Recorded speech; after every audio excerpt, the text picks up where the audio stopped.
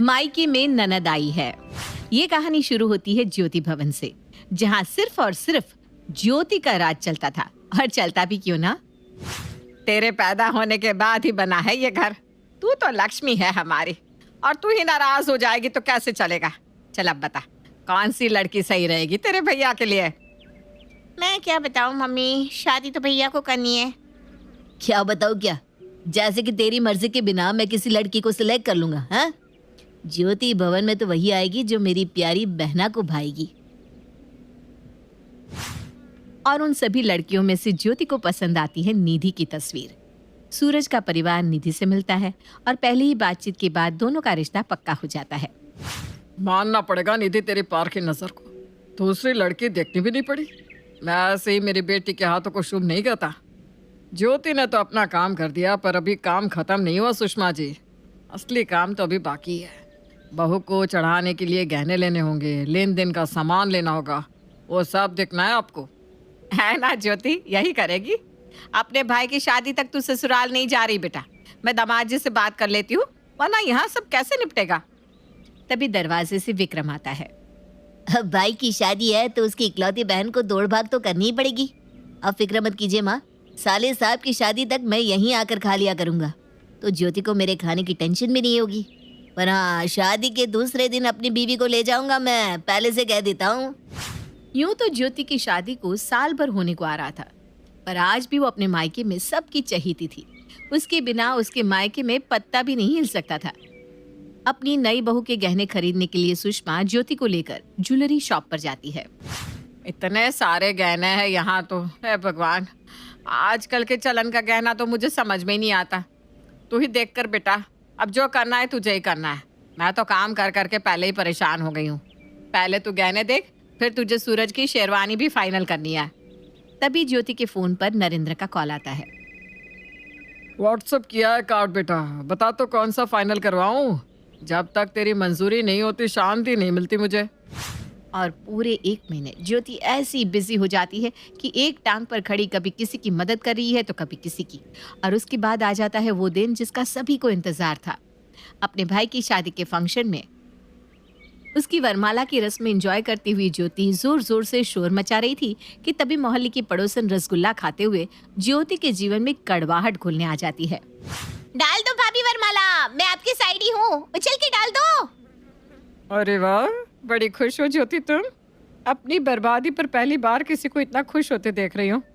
हाँ आंटी, मैं बहुत ज्यादा खुश हूँ। आफ्टर ऑल मेरे भाई की दुल्हनिया जो घर आ रही है, और पसंद भी तो मेरी है, तो खुश तो होना ही है।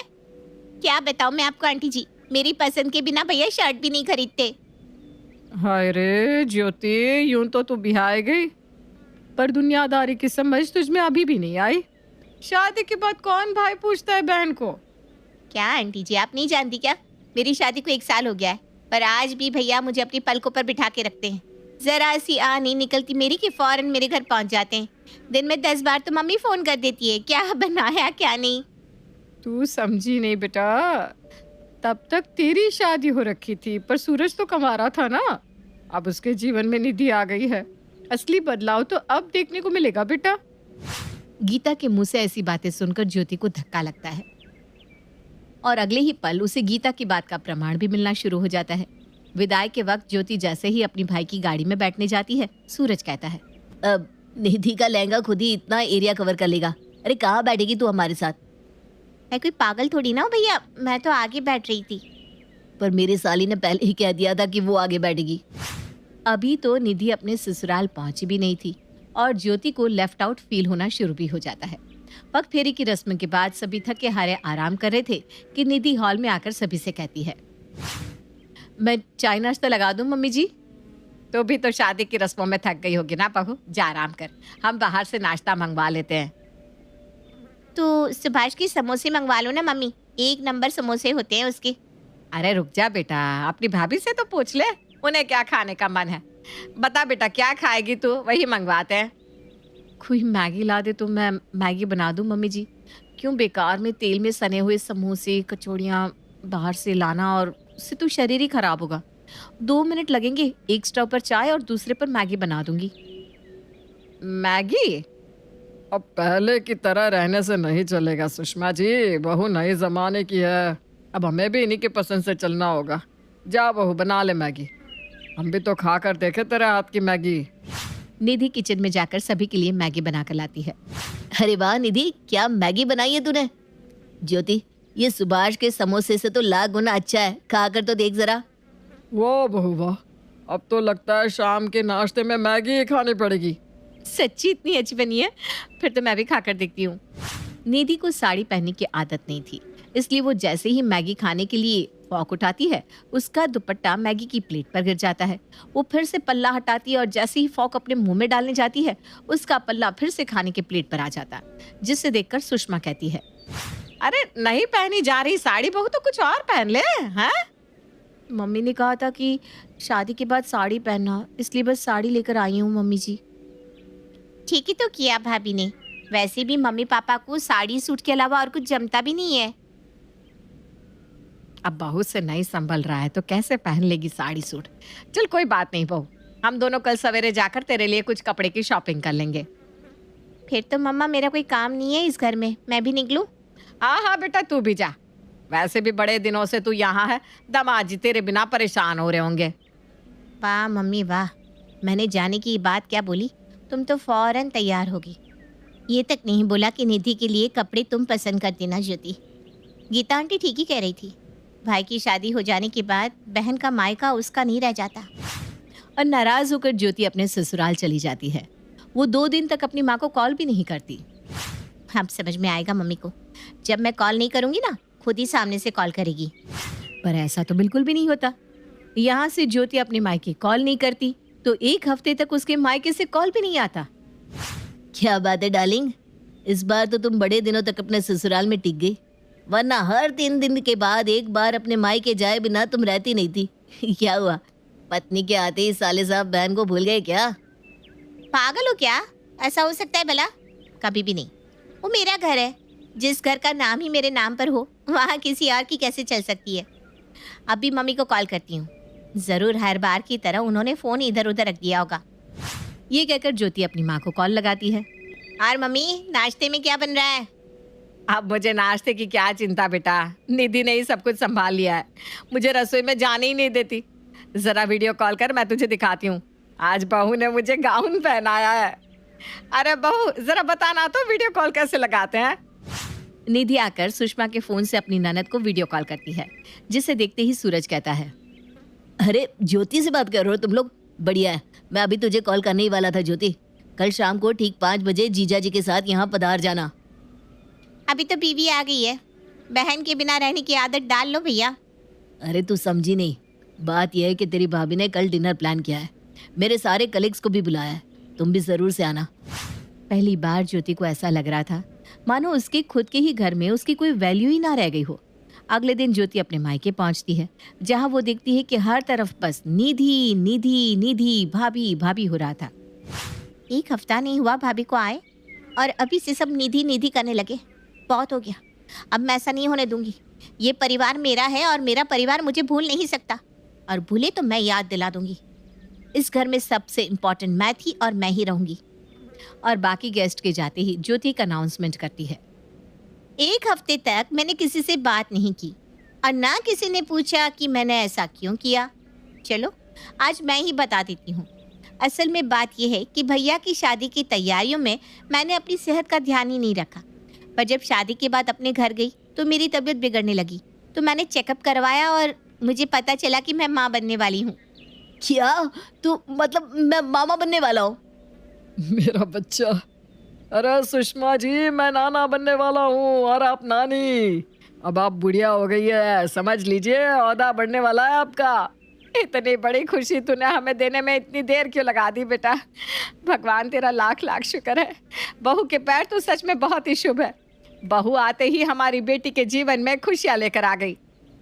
मम्मी भाभी की तारीफ तो ऐसे कर रही है जैसे उन्होंने ही मेरे पेट में मंत्र फूंक कर मुझे प्रेग्नेंट किया हो।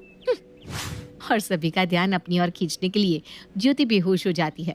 फिर क्या था, होने वाले मामा जी, मामी, पापा, नाना, नानी फौरन ज्योति को उठाकर अंदर कमरे में ले जाते हैं। एक तरफ निधि ज्योति के चेहरे पर पानी की छींटें देती है, तो दूसरी ओर सूरज उसकी हथेली पगथली रगड़ता है। मम्मी जल्दी से डॉक्टर को फोन करो ना, मेरी बहन और मेरे भांजे को कुछ नहीं होना चाहिए। डॉक्टर का नाम सुनते ही ज्योति फौरन उठ खड़ी होती है। तुम ठीक तो हो ना ज्योति? मुझे तो बड़ी घबराहट हो गई थी। आप सब बेकार में ही परेशान हो रहे हैं, मैं ठीक हूँ। चलो नितिन अब चलते हैं। कहाँ चलते हैं? तू कहीं नहीं जा रही, तू यहीं रहेगी। पहला बच्चा मायके में ही करती है बिटिया, तू नहीं जा रही कहीं। बच्चा होने तक तू यहीं रहेगी।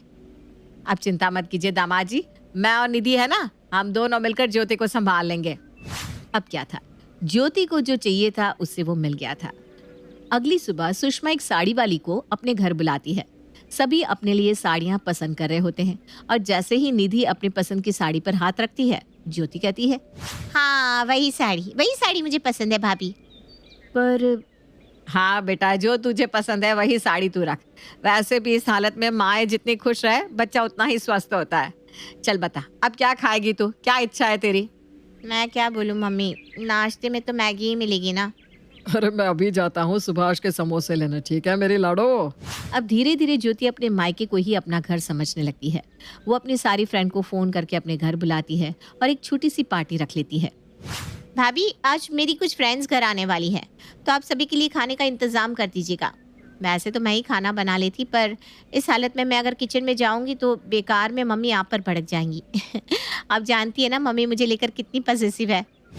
कुछ देर में ज्योति की सारी सहेलियां वहां पहुंच जाती है। भाभी ड्रिंक्स लाना तो। हाँ दीदी। निधि हॉल में ड्रिंक्स लेकर जाती है। नहीं नहीं भाभी, मेरे गले में खराश है। अरे तो तू चाय पीना। भाभी आप नेहा के लिए 1 कप चाय ले आओ, तब तक हम कार्ड खेलना शुरू करते हैं। Okay girls? और उसके आधे घंटे बाद ना आप स्नैक्स ला सकती हो भाभी।